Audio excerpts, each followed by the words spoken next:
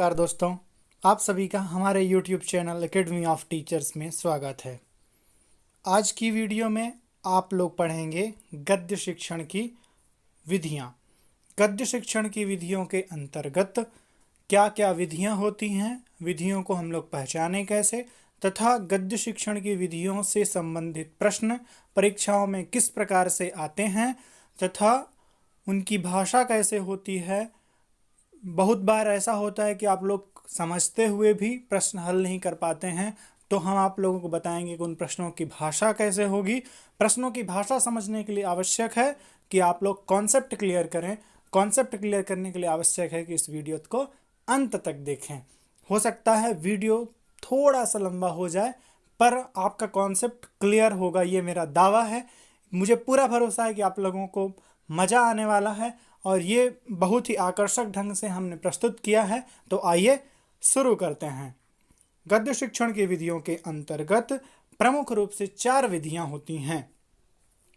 उनमें है उद्बोधन विधि अथवा अर्थबोध विधि, अवबोध विधि, यहाँ पर ना नहीं अवबोध होगा, प्रवचन अथवा कथन विधि, स्पष्टीकरण विधि, प्रश्नोत्तर अथवा संवाद अथवा सुकराती विधि। ये प्रमुख 4 विधियां हैं गद्य शिक्षण की विधियों के अंतर्गत। आइए शुरू करते हैं, देखते हैं कि पहली विधि क्या है। तो उद्बोधन विधि अथवा अर्थ अवबोध विधि।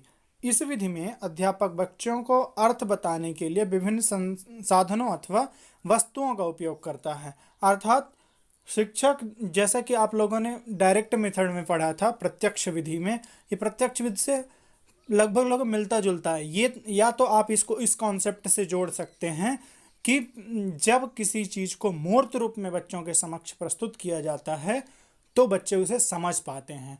तो मूर्त से अमूर्त की तरफ जो चलने का शिक्षण सूत्र है, मैगजिम्स है, उसके आधार पर इसे आप समझ सकते हैं, उस उद्बोधन विधि को अथवा अर्थ अवबोध विधि को। इसमें शिक्षक जो होता है वो विभिन्न साधनों का उपयोग करता है, जैसे चित्र अथवा रेखा चित्र अथवा मानचित्र दिखा करके।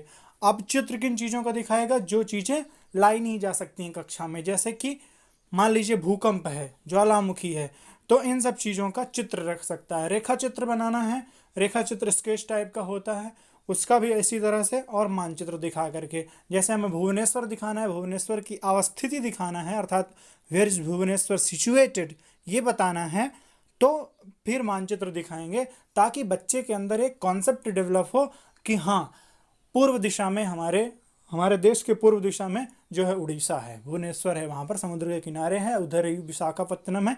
इस प्रकार से आप जो है मैप के माध्यम से बताएंगे। प्रत्यक्ष अभिनय करके, प्रत्यक्ष अभिनय करने का मतलब ये होगा, ये डायरेक्ट मेथड की तरह है। जैसे हमें बताना है कि पंखा चलता है, उसे संस्कृत में बताना है, तो अनुवाद हम ना करके हम सीधे बोल दें कि व्यजनम चलति, उधर इशारा कर दिए, अथवा वायु प्रवहति, पेड़ हिल रहे हैं तो वृक्षा प्रकंपति। इस प्रकार से हम जो है प्रस्तुत कर सकते हैं, तो ये प्रत्यक्ष अभिनय हो जाएगा। अथवा अहम मंदम मंदम चलामि, मैं धीरे धीरे चलूँ कक्षा में, तो दिखा सकता हूँ प्रत्यक्ष अभिनय करके। और वस्तुओं को प्रत्यक्ष दिखा करके, देखिए ये और ये दोनों का ऑप्शन है। प्रत्यक्ष हम उन चीज़ों को दिखा सकते हैं जो छोटी हों, जिनको होल्ड करना आसान हो, लाना आसान हो, जिनकी व्यवस्था करना आसान हो, तो हम प्रत्यक्ष लाएंगे। और जिनको प्रत्यक्ष नहीं ला सकते, उसका हम चित्र, रेखा चित्र अथवा मानचित्र के माध्यम से उसे हम प्रस्तुत करेंगे। और विभिन्न चीज़ों की प्रतिकृति अथवा मॉडल प्रस्तुत करके, तो ये भी वही चीज़ है, जब हम सीधे सीधे वही चीज़ नहीं ला सकते तो हम एक मॉडल तैयार करके लाते हैं, ताकि वो मॉडल जो है एक उस मूर्त वस्तु का एक जो है छोटा रूप हो जाता है, जो बच्चों को समझने में आसानी होती है। तो इस प्रकार से उद्बोधन का मतलब समझते हैं आप? उद्बोधन का अर्थ अवबोध इसमें कराया जाता है, अर्थ का बोध कराते हैं, तो अर्थ बोध विधि से बोल सकते हैं, उद्बोधन विधि भी बोल सकते हैं।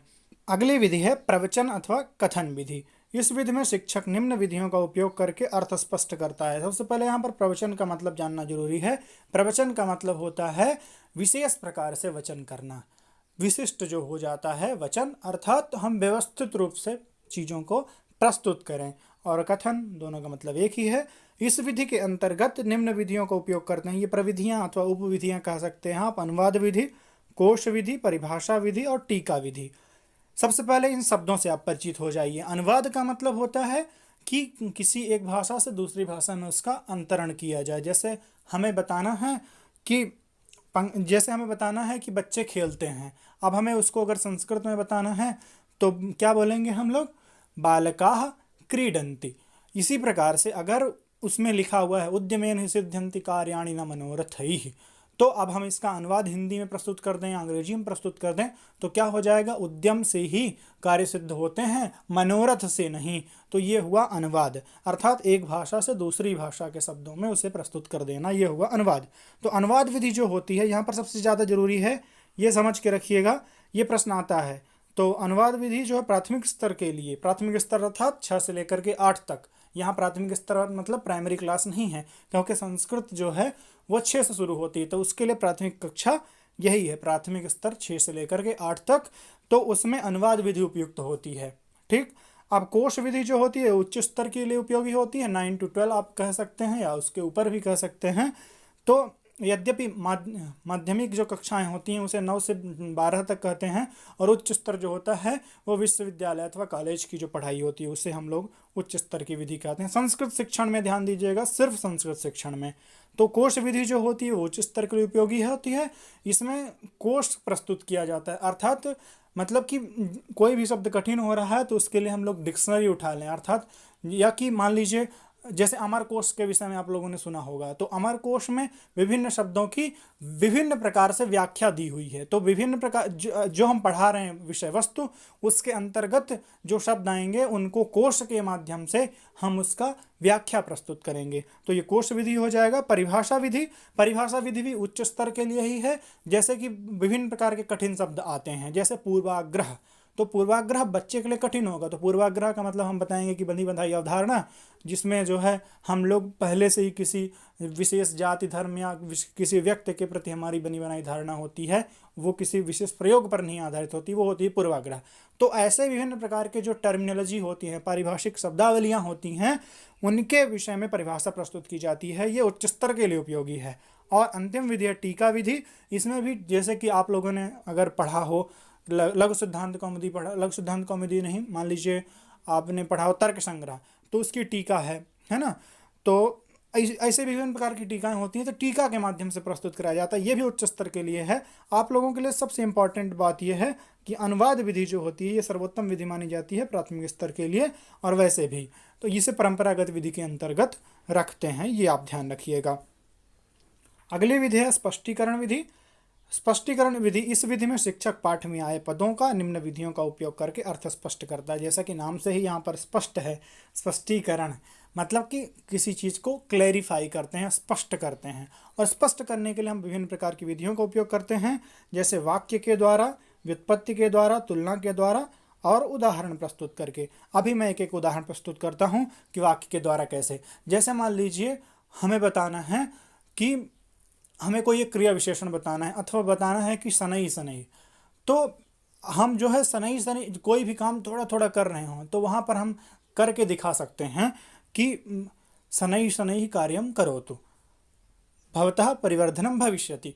तो वहाँ पर ये हुआ वाक्य, मतलब कोई भी एक वाक्य दे दिया, अथवा हमने अतः हमें बताना है, अतः का उपयोग बताना है, तो हमने एक वाक्य बना दिया कि सः पठति अतः सफलतां प्राप्स्यति। इस प्रकार से वाक्य के द्वारा। और व्युत्पत्ति के द्वारा ये उच्च स्तर के लिए उपयोगी है। यहाँ पर ध्यान दीजिएगा, व्युत्पत्ति का मतलब किसी शब्द की व्युत्पत्ति बताई जाती है। जैसे रामायण शब्द है तो राम धन अयन, तो इसमें राम के चरित्र का वर्णन है, तो इस प्रकार से उस शब्द की व्युत्पत्ति कैसे हुई। या कि मान लीजिए कार्य है तो उसमें कौन सा धातु है, कौन सा प्रत्यय लगाया गया है, तो ये होता है व्युत्पत्ति। किसी शब्द, कोई शब्द कैसे डेरिवेट हुआ है, पैदा कैसे हुआ है, उसके बारे में बताया जाएगा। और तुलना के द्वारा, तो इसमें तुलना प्रस्तुत की जाएगी। तुलना में जो है हम लोग पर्यायवाची और विलोम दोनों का उपयोग कर सकते हैं। जैसे बच्चे को नहीं पता है कि प्रातः काल क्या होता है अथवा संध्या समय क्या होता है, तो संध्या के लिए हम सायंकाल बोल सकते हैं, अथवा संध्या के लिए प्रातः बोल सकते हैं। हो सकता है उसे सायंकाल पता हो या तो उसे प्रातःकाल पता हो, तो दो में से एक पता होगा। तो वो हमने बता दिया कि प्रातःकाल का विपरीत होता है संध्या, तो अब समझ जाएगा कि संध्या मतलब शाम होगी। अथवा हमने बताया सायंकाल, तो सायंकाल का मतलब अगर उसे पता है तो पक्का समझ जाएगा कि संध्या का मतलब ये है, वहाँ पर हम लोग पर्यायवाची। तो इस प्रकार से तुलना प्रस्तुत करते हैं स्पष्टीकरण विधि में, मतलब तीसरी विधि ये है।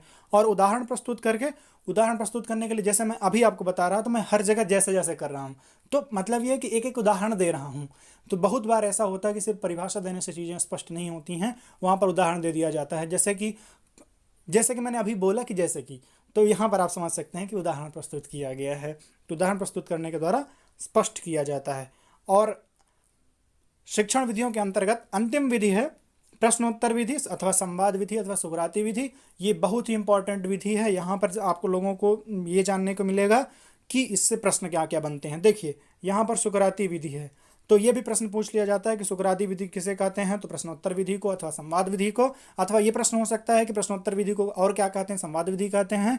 अथवा ये भी प्रश्न हो सकता है कि सुकराती विधि क्यों कहा जाता है प्रश्नोत्तर विधि को। अथवा ये भी प्रश्न हो सकता है कि प्रश्नोत्तर विधि को किसने प्रतिपादित किया। तो आइए देखते हैं। जैसा कि यहाँ पर नाम से ही स्पष्ट है, प्रश्न धन उत्तर, प्रश्नोत्तर, यहाँ पर गुण संधि हुई है तो प्रश्न धन उत्तर करके प्रश्नोत्तर हुआ है, अर्थात प्रश्न और उत्तर के माध्यम से विषय वस्तु को प्रस्तुत किया जाएगा। यहाँ पर जैसे कि आप लोग यहाँ देख सकते हैं कि शिक्षक छात्रों से प्रश्न करता था, उनके द्वारा प्राप्त उत्तरों के आधार पर पुनः प्रश्न करता है, इस प्रकार पाठ को आगे बढ़ाता है। जैसे मैंने पूछा कि भुवनेश्वर कहाँ है, तो मान लीजिए विद्यार्थी ने बताया कि उड़ीसा में है। फिर आगे शिक्षक ने पूछ लिया कि उड़ीसा में और क्या क्या है, फिर उसमें से जो शब्द आए उसमें से शिक्षक आगे बढ़ा देता है। जहाँ पर बाला कटकता है वहाँ पर वो अपना क्ल्यू देता है, अथवा फिर स्पष्ट करता है, बताता है अगर बच्चे को नहीं पता। तो ये बहुत ही रुचिकर विधि हो जाती है, ये मनोवैज्ञानिक विधि है प्रश्नोत्तर विधि। तो इस प्रश्नोत्तर विधि में आसानी हो जाती है विषय वस्तु को आगे बढ़ाने में। जैसा कि आप लोगों ने प्रस्तावना कौशल के विषय में पढ़ा होगा, प्रस्तावना प्रश्न जो आप प्रस्तुत करते हैं तो वो क्या है, रुचि जागृत करता है। वहाँ पर बालक सीखने के लिए तत्पर हो जाता है, वह यही यहाँ पर होता है। इसे सुकरात विधि इसलिए कहते हैं क्योंकि सुकरात ने इसकी खोज की थी। ये तो हमने आपको बताया ही, क्योंकि प्रश्नोत्तर विधि को सुकरात ने सबसे पहले प्रतिपादित किया था, खोज नहीं प्रतिपादन किया था, तो इसे प्रश्नोत्तर विधि कहते हैं। तो दोस्तों इस प्रकार से गद्य शिक्षण की विधियां यहाँ पर पूरी होती हैं। गद्य शिक्षण की विधियों से संबंधित इस वीडियो में जो कुछ भी आपको समझ में ना आया हो वो आप हमें कमेंट के माध्यम से बता सकते हैं। आपको वीडियो कैसा लगा ये कमेंट के माध्यम से ज़रूर बताएं। वीडियो अगर पसंद आया हो तो इसे लाइक करिए तथा दोस्तों के बीच भी शेयर करिए, क्योंकि हमने विभिन्न ऑथेंटिक स्रोत से, ये विश्वविद्यालयों के विभिन्न जो पाठ्यक्रम पर आधारित ये यहाँ पर कंटेंट तैयार किया गया है, बहुत ही ऑथेंटिक स्रोत से हमने तैयार किया इसे। तो इसे आपको इस चैनल में जो कुछ भी मिलेगा वो ऑथेंटिक मिलेगा। तो आप लोग इस चैनल को सब्सक्राइब करिए तथा दोस्तों के बीच शेयर करिए ताकि सबको जानकारी मिले। तथा सब्सक्राइब करने के बाद बेल आइकन प्रेस करना मत भूलिएगा, क्योंकि बेल आइकन जब आप प्रेस नहीं करते हैं तो आपको नए वीडियोस की नोटिफिकेशन नहीं मिलती और आपको खोजना पड़ता है। तो सब्सक्राइब करने के बाद बेल आइकन ज़रूर दबाएं तथा ऐसे ही सीखते रहें। दोस्तों आज के लिए इतना ही, धन्यवाद।